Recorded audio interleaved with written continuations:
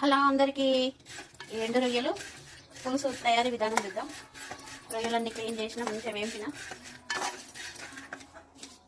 గిన్నె పెట్టుకోవాలి. 3 స్పూన్లు ఆయిల్ వేసుకుందాం.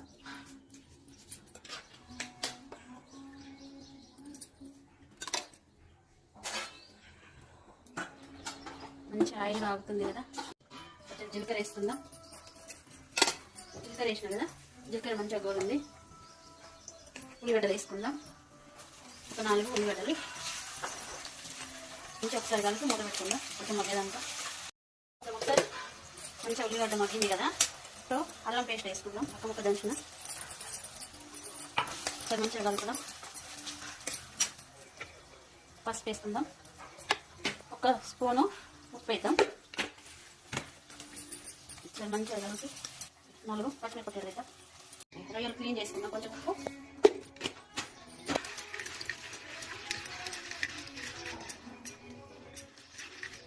మంచిగా పెద్దగా వేసి ఇట్లాంటి ఇంకా బిస్కెట్ ఇట్లా ఉంటే ఏం లేకుండా బయటకు వచ్చేసి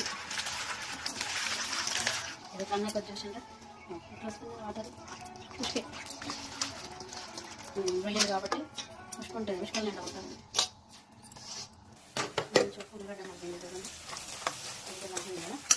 ఒకటి రొయ్యలు వేసుకుందా, తర్వాత ఒకటి మంచిగా కలుపుదాం. మంచిగా కలిపేసి నూనె మంచిగా ఫ్రై అయితే నీసు స్మెల్ రాకుండా ఉంటుంది. కొంచెంసేపు మూత పెడదాం.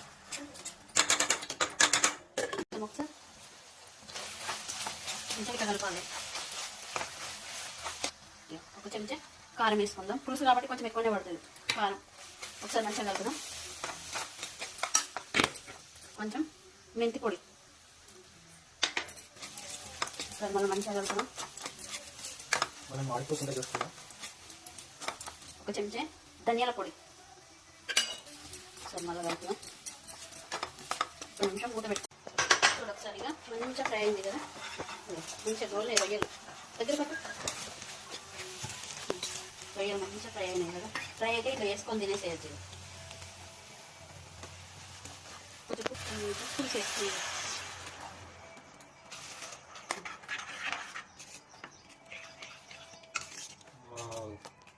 కొంచెం సేపు మూత పెడదాం. చింతపండు వేసుకుంటాం, వంకాయలు వేసుకోవచ్చు, బీరకాయలు వేసుకోవచ్చు, టమాటాలు కూడా పులుసు కూడా వేసుకోవచ్చు. మంచిగా దగ్గరికి వచ్చింది. కొత్తిమీర వేసుకుందాం. కొత్తిమీర వేసుకొని స్టవ్ ఆఫ్ చేసుకుంటాం. అంతే.